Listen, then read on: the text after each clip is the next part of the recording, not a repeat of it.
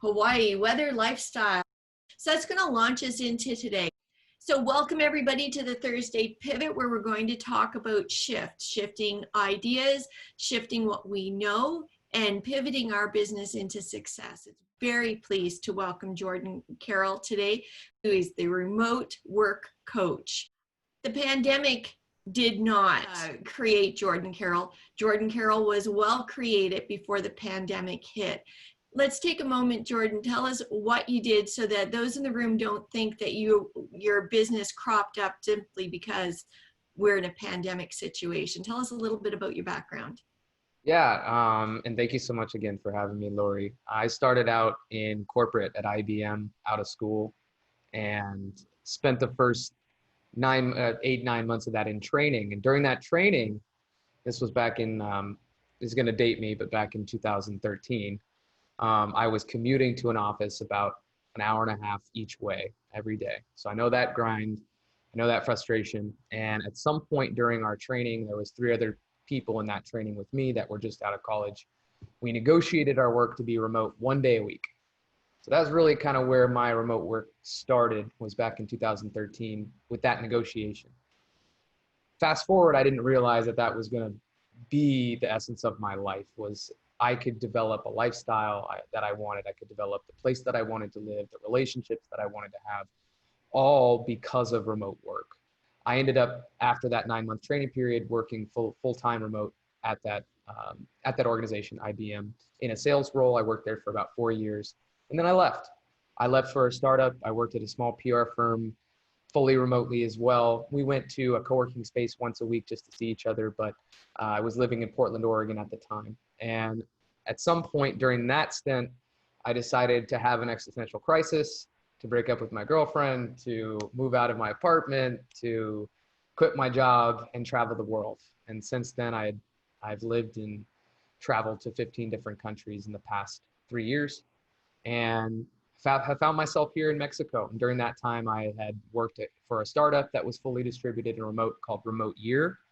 I initially did a Remote Year program where you pay them on a monthly fee to set up all of your logistics to live in different countries every month. So my first real travel outside of the US, full-time remote, was back in early 2018. And that's when I started my coaching business as well. But my whole intention was get a job at this company.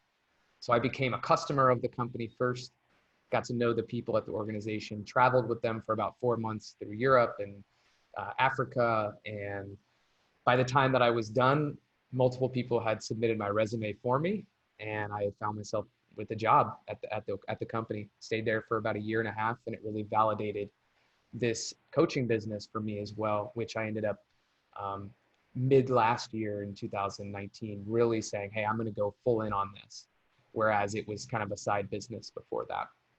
So that's where I am now. Yeah, and I moved to Mexico full time in January. Working on a residency right now with the government, which is always fun. And yeah, I've I really enjoy my life here. It's exactly, I think, what I want, which is why I had Playa del Carmen, Mexico, in my my comment. Was it as hard to transition as you may have imagined when you first embarked on it? Harder. Yeah. Oh, let's go through that, because we want to get down to it. What made it hard, and how did you overcome? Well, I built up a lifestyle through a corporate employment that was paying me 6 figures a year plus. So I think you get kind of comfortable with that, and then when you leave that and go to a really small startup, realize, hey, they're not actually going to pay me that, and then you start your own business. I was continuing to live as if I was making the money I was making before. That was one of my biggest mistakes. And then when you start traveling, you start accruing largely variable budgeting costs each month. So for me, it was like all the entertainment and craziness ensuing, all this stimuli and all this change each month led to a very flexible budget where, again, I was still spending as if I was making what I was making before. So for me, that was one of the most difficult parts. And then in addition to that, it was finding true consistent work. I was doing freelance for a while. I actually worked as a salesperson for a woman dating coach for a couple of months, where I would talk to women about their dating lives and sell them packages, like coaching packages for dating. That was one of the first things that I found after I quit my second job that I had mentioned, that would let me work from anywhere. Yeah, it was wild, and I was living in Lisbon, Portugal, and it was 100% commission. So I had no security in my income at that time. But I was like, hey, this is going to enable me to travel, so let's do it. But you constantly, and I think everybody goes through this. We all commit to something. At the time, I was thinking, oh well, like this is like commitment-free life, like I can do whatever I want, blah blah blah. But I was committing to having that insecure income. I was committing to having very transient relationships. I was committing to introducing more difficulties in my life than probably if I were to just stay in a stable situation back in Portland. But to me, that was easier than feeling the feelings that I felt when I was in Portland, and felt even more lost. Was there a time when you were going through the process that you thought, perhaps this isn't for me? No. When you're coaching, I think it's important that you had experienced it yourself. Now, is working remotely for everybody? Can everybody do it? Is anybody your client? No. And I think there's two separate questions, right? One is everybody my type of client? That's definitely a no. And then is everybody meant to work remotely? And that's definitely a no. So I think one of the biggest driving factors of determining if you should be able to work remote is the amount of self-awareness that you have of your own needs, right? I don't coach people to be like me. I coach people to be like themselves, because the whole idea of my own self-actualization, which I found, I think, through travel and through remote work, like that was my biggest vehicle to find myself. Because when when I had gotten to Split, Croatia for the first time, I had lived in Lisbon, Portugal the month before, but I'd never been to Europe, and I don't know the language. And you get there and it's like, I'm going to learn a lot about myself and how I adapt, because I got to figure out where I'm going to go grocery shopping. I got to figure out how to navigate getting a gym membership when they don't speak my language. I got to, like, every little intricacy, nuance of life is flipped upside its head, and it causes you to figure out what you're made of. So and if there's those doubts, that's when it's going to come up, and it's going to say, oh man, this may be not the right thing. But then the other side of it is, okay, well, not everybody needs to be a digital nomad and go travel. Maybe you just want to work from home.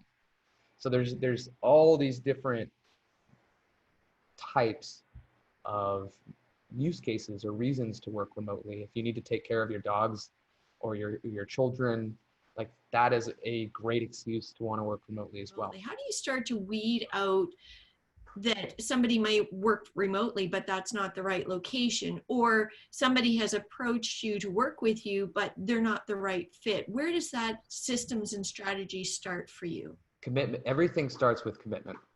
In order to have the confidence to be able to do the things that you want to do. So if you want to move to China and make that happen, you have to commit to that before it will ever happen.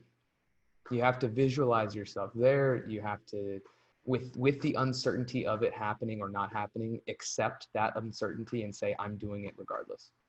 This is anything in life too. It's not just going to live in China. Are there particular professions that work better to be able to pick and choose the remoteness? So if I'm committed and I have my logistics set up, is there particular professions that you see more than not? Yeah, the short answer is yes. There are many positions that are more remote.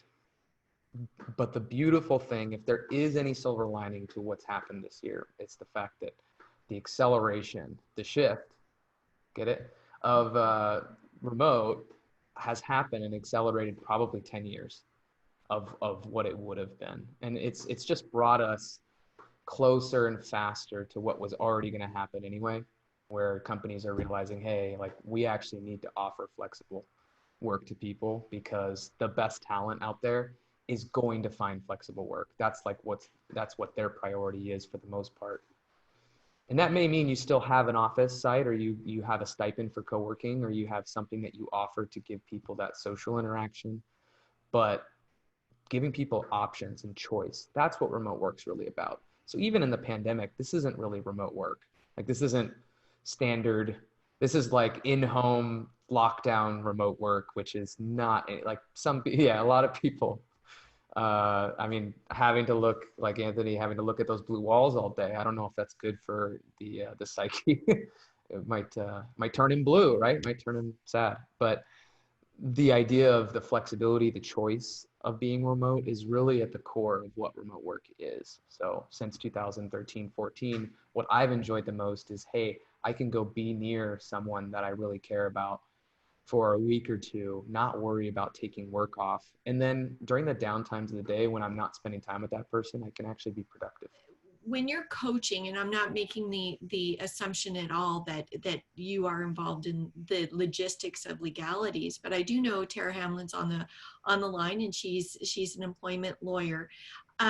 So I am going to ask that question. When you're coaching somebody, does the logistics and the legalities from the corporate side of things, to have somebody working remotely, dedicated and committed to working remotely, come into the conversation, and how do you navigate those waters?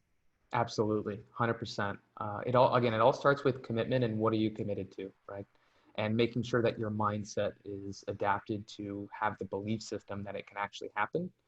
But say that the person is committing to a certain type of remote lifestyle, wanting to live in Mexico, and they're a US citizen, for instance, or a Canadian citizen. What you'd want to do is understand what type of companies would allow this kind of thing, and what types of contract structures would allow this type of thing to occur. Because if you work for a company who's a US company that, is not distributed, does not have the formal legal rights to hire people who live in Mexico, then you're going to run into an issue. But if you are with a fully remote, distributed, 100% remote company that hires from all over the world, they're going to have probably a third party that they do their HR and hiring through, that allows them, that they've already done they'll usually set up, and you may know more about this than I do, but they'll usually set up headquarters or set up some sort of ability to hire in those other countries, because you have to have some sort of, I'm forgetting, it's lack of a better word, a headquarters in those countries to be able to hire in those countries. So companies will usually use a third party, that will facilitate those contracts. Yeah. Or you do freelance work, right? You do contract work, and you figure out a way to make that happen. And you can do that through certain platforms like Upwork, Fiverr, things like that. Or you can contract with a company who is focused on finding freelancers directly with them as well. So that will actually impact, starting with that impacts the entire search, because then what you don't want to do is, you don't want to change a company's culture and the policies and the way that, like, you don't want to go against the grain. You don't want to be a fish going upstream against policies that are created against your favor for what you want. So the focus should always be, first, what is it that I'm committing to? What is it that I want? And then designing a search strategy around that. Are you always successful in placing people who are, and I'm going to preface that by saying they're committed to doing it, but are you always successful in placing them as they anticipated? No. Or has there been wrinkles that have come up? No, definitely. I mean, the way that I would consider success is the person finding the ideal position for them, being able to go and live their life the way exactly they idealize, those types of things. And no, I mean, what I've had to learn as a coach is that the ultimate responsibility of the arrangement is on the other person. I deliver a system, I deliver all the resources, and I put myself out there. But if someone either doesn't use those things or doesn't do the work outside of our sessions, or for whatever reason they aren't as committed as they might seem, that's usually what happens, where we find that someone going through the process is not finding success. My real version of success is taking where they're at now, especially if they're not getting any interviews, or they're not getting any callbacks or responses, is to, hey, the first measure of success is you're starting to actually get interviews. You're starting to actually get responses from a person, not the automated thing that's saying, hey, not good. Like, we're actually building relationships. And that's far more important of a metric to me than the end goal, because I want to give that person a process that they can use beyond just working with me.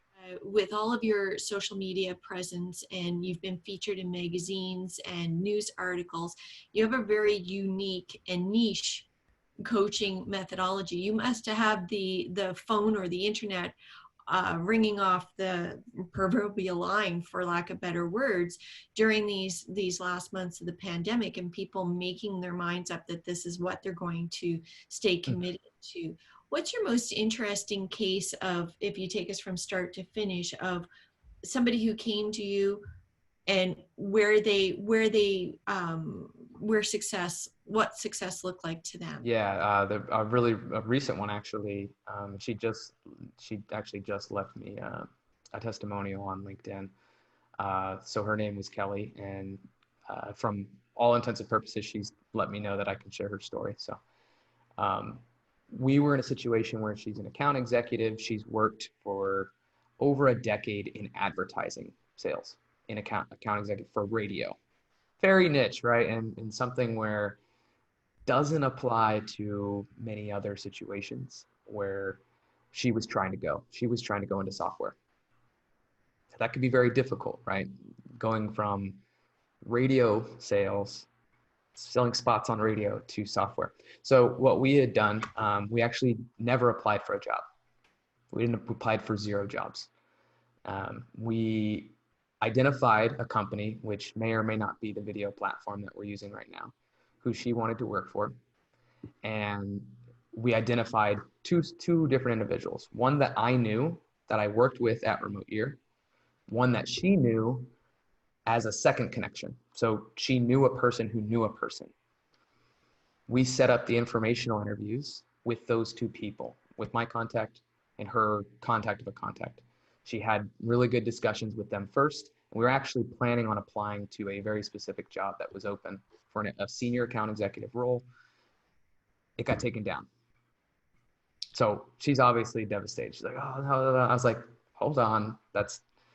There's no worries here. Like, that's actually an advantage for us, because now there's a lot less pressure that you have to do it before it's closed, whatever. So from those 2 conversations, we identified who is the person that would be potentially hiring for this position. She sent a recorded video on the exact platform that of the company. So whenever you can use a product, think about my example with Remote Year, right? I became a customer prior to working for them, because the company and the people that work at the company have a lot harder time saying no or not talking to a customer. So if you can place yourself at an advantage by being an end consumer of their product, you will also understand the messaging that they're trying to get across, which, as a salesperson, like she is, like I am, that's super advantageous, because they don't you've already gotten all the customer marketing and the way that they speak to their clients. So she sent this video. It's about a minute and a half video of her on Zoom with the background, with the Zoom logo, their slogan. She created it and put it in the background, because you can create your own ones. She used their tagline in the way that she talked, and then she kind of did a brief overview of her cover letter for that position, saying, hey, I noticed that it got taken down, but I figured you were the right person to contact. I wanted to, blah, blah, blah, send you this. A day later, she gets an interview. Between that time and the 3rd week, or 2.5 weeks later, she received an offer. Negotiated the offer, got more stock, got more, quite a significant amount of pay more as well. Won't disclose those numbers, but I think it's always important to negotiate too, because she was she's making a lot in the radio. So it's not always the case that to go remote, you have to sacrifice money. It actually shouldn't be that. So that was the most interesting case, at least in a while, because 1, we didn't apply to any jobs. We used the network which is what I always say you should use your network over everything to deliver that value. And then she used video and her personality over video, using the platform, becoming a consumer, a customer, to create the trust. And we also did some interview practice on like what she should say. And I think that's obviously really important. The more prepared you are, the better the interviews are going to go. And then we prepared the negotiation too. And it's really important that the first time that you're saying things to people is not the first time that you've said it. You should have practiced it like well before that. Well, it's all relationships, right? That's what I'm hearing, is that you are committed, you're making a relationship, and you're moving forward with intention. How do you get clients? Yeah, I have a few different kind of main channels of where I get my clients. LinkedIn, I create a lot of content on LinkedIn and all my social channels. YouTube as well. YouTube, I have decided to commit to YouTube this year, which has been an awesome decision. I'm almost to the point of monetization. And it's funny because I have one video that very specifically earns pretty much 75% of my views, 80% of my views. And if you hit that one video, it's just a matter of consistency, and you do it at the right time, and you cultivate that, then it will do well. But that's been the lion's shares. And I have downloads through, like I'll put a download at the top of the YouTube video. So people go through that, they give me their email. I have email sequences that go there. I do run Facebook ads as well to a webinar. And then I have referrals. Get a lot of referrals too.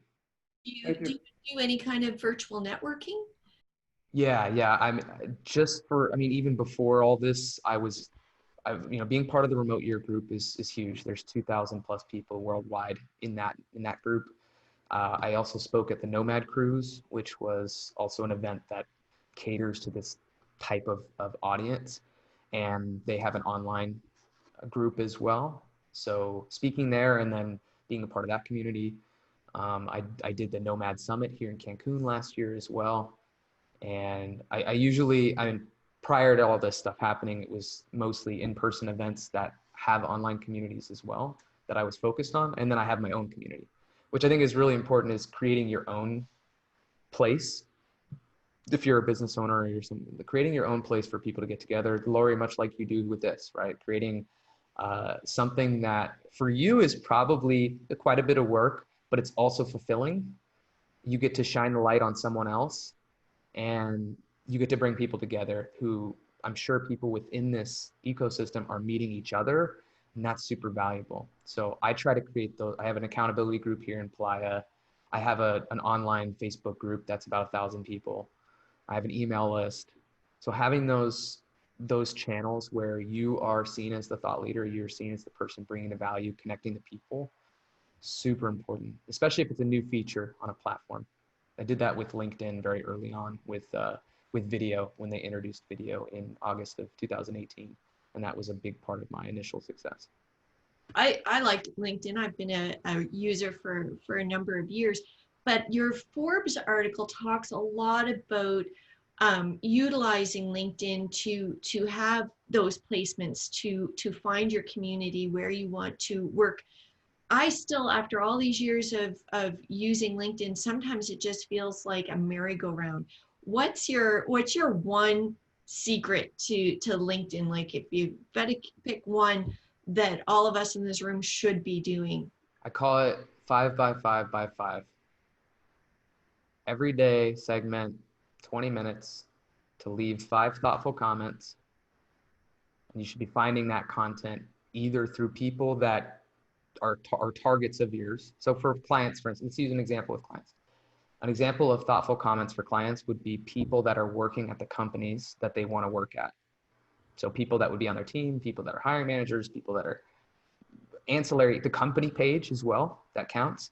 Leave 5 thoughtful comments. When I say thoughtful comments, I mean, this is not like, oh, hey, that was great. These are like, hey, in-depth comments about your actual opinion. I like to usually have a compliment in there. I like to have my own opinion about it, and try to create something that's at least a few sentences that will get the attention. The earlier, the better. on some of the larger accounts too, because if you get there early on someone who has 20, 40, 50, 100,000 followers and they get a ton of engagement, the earlier comments get more likes and they're pushed to the top. It's like a ranking board. And then people can see your headline. So your headline needs to be optimized keyword wise, and the first few words should be really kind of like your hook. Like my first few words are struggling to find a remote job. You can see all of that. When I post a comment, you can see that full part of the sentence. So that is meant to be a trigger for someone. So you always want to make those first few words something that is either keyword optimized for the role that you're looking for, or a question or a hook that will get someone to look at your profile. The second 5 is to add 5 new valuable connections. You can do that through content. So you can, as you're looking for this, you can kind of double these first 2 up, right? As you're looking for content to comment on, you can search hashtags. I find that to be a really awesome strategy on LinkedIn, is actually following all the hashtags and creating that feed where now you're starting to see hashtags within your very specific niche or skills or whatever it is. And then you find that content, you leave that valuable comment, then you click connect to add, and you add a note with an additional perspective of, hey, I saw your post on this, thought it was great, would love to connect. No ask, no nothing.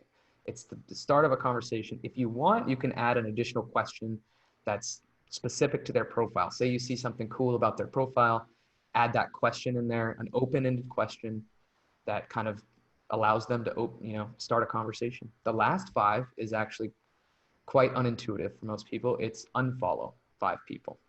You can unfollow people in your LinkedIn feed without disconnecting.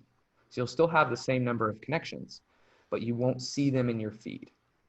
I've noticed that most people's social media feeds, including my own, look like absolute dumpster fires. If you go to the timeline, it's just a complete mess, because over the years, we've very unintentionally built these feeds through just a lack of attention and focus on, hey, I need to build the feed. The feed is a direct reflection of the choices that you've made that have triggered the algorithm. So you have to kind of reverse some of that. So every day, my opinion is you should be unfollowing 5 people who have been irrelevant. So you look through your timeline, find 5 posts that are just like, what the hell is this? If you click on the 3 dots on the right, you can click unfollow. You won't lose them as a connection, but you won't have to see their content. That way, when you open LinkedIn, the feed is going to start looking more like, you won't have to dig. It'll start looking more like what you actually want it to look like. So 5 by 5 by 5, 5 comments, 5 ads, 5 unfollows. I love that. I love that. A big plug out to Benefits by Design is they have excellent content. So I haven't done it the way that you have said it, but I always target them because I can always write a thoughtful comment. So I think I'm the 1 by 1 by none Gotcha. situation right now. So I'll have to work on the 5 by 5 by 5, but at least I can say I've got my 1 by 1. Yeah, really manageable too. And I think if you say you're in a certain demographic or niche or industry expertise, create a bookmarks bar right on the front of your page and put the activity feed as a bookmark. So say that you're either targeting companies or you're targeting people, I would segment the folder. So it would basically just look like a bookmark on your thing. Yes. Okay, so here at the top, you can have these bookmark folders, right? Now, I have one here for LinkedIn profiles. These are profiles of people that I want to comment on their stuff. So let's go to Fanny's, for instance.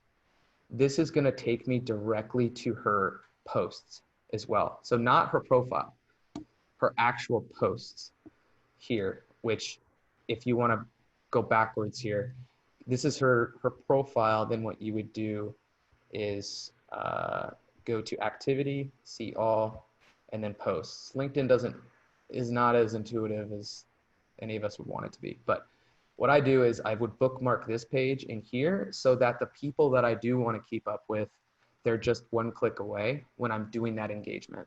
And I can pick 5 people in that day rather than being in my timeline and having to scroll. Another tip would be change the top to recent. So that's how you get quick, if you'll start to get it more at the beginning of some of the posts where they're just starting to take off. And the idea would be try to get in there in the first hour. So this 41 minutes right here with Daniel, his stuff usually blows up. So this would probably be a good post for me to leave a comment because it's about 41 minutes in. And they're generally more likely to, within that first hour, to engage with your comment as well, because they want to get the algorithm going. So just to recap, when you're leaving your thoughtful comment on your first 5, you are opening it up basically with your tagline because it fits with what they're posting as well. So there's automatically a dovetail in there. So again, I'm a benefits broker. Benefits by Design works with me. So if Mike has made a posting that I like, you're suggesting that I would open with something with regards to benefits, which would key in on what I do, and then write my comments thereafter. Am I following that? What I was saying was that your LinkedIn headline will show up in the comment. Say if you go down here in the comments, I can tell, Jose, I help solve your display and social marketing challenges, right? So within a couple of seconds, I realize what this person does who's commented under here. So your goal is to be this top comment here with the most engagement, so that you're seen more, and then you need this sentence, which is the headline, right, to make sense, and it should be calling your target audience to say, hey, that's the person that I'm looking for. So that's why the content that you engage in is also relevant, because you want to be finding people who have a similar audience, which is super important. For me, I might choose people who are career coaches, but they don't specifically work with people that are looking for remote work. Because then it's seen as less of a direct competition for them. But in reality, like, people that are going to want to find remote work are probably looking at their stuff too. And I've gotten clients from comments. I've had a couple of people, I can't say it's directly attributed to the comment that they got the job, but that started the relationship with the person who ultimately made the decision about them. Well, I think I told you when we first met, Jordan, that this is the fastest 30 minutes of my week. So my organization, I'm in a recruiting role, and we've just started recruiting for positions again since March. So I guess, keeping in mind the environment that we're in, what recommendations would you have for me as somebody in an organization that has traditionally had very little remote work opportunities?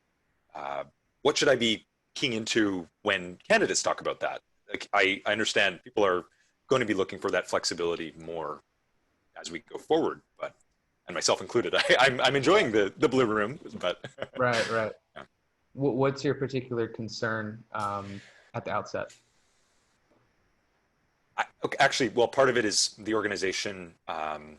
We don't have a ton of support for the continued remote work. Once we're safely able to return to our offices, I think the majority of the company will do that. So I guess it's less about the candidates and more about shifting that culture within the organization. What you said about swimming upstream, like, I feel like I'm going to be swimming upstream if I propose that as an idea to go forward. So some people actually do want to go back to offices. So, Yes. I think for you, it's more important to understand the exact policy that your company's going to have. Are they going to still allow, so say someone doesn't feel comfortable, even though you've said, hey, everyone's going to come back to the office, it's safe. Yeah. But say that person doesn't feel safe, but they're a great candidate. Are you allowing for that person to work from home more? Like, I think the biggest issue on both sides is transparency. It is just making sure that you are at the very forefront, making the statement that, hey, this is going to be an office role long term. Right now, it's going to be remote. And just that has to be part of all of your marketing for the role. Well, thanks so much for everybody for coming out today. As always, this is the best half hour of my week. So, and a special thanks to you, Jordan, a belated happy birthday. Thanks so much for coming in. As a reminder, I'm an employee group benefits broker. So if anybody knows somebody who's interested in working with a creative person who is intentional in putting benefit plans together, regardless of where they work, I hope you might send them my way. And again, I hope you might come in next week. We're having Spooky Shift. So we're talking about insolvency and bankruptcy, which I think is the scariest proposition for any business. So I have Dan Wu coming in from Grant Thornton, and we're going to talk about all the things that spook a business owner most. You're always welcome to come back, Jordan. And again, I can't thank you enough for coming out. I appreciate everybody's time today.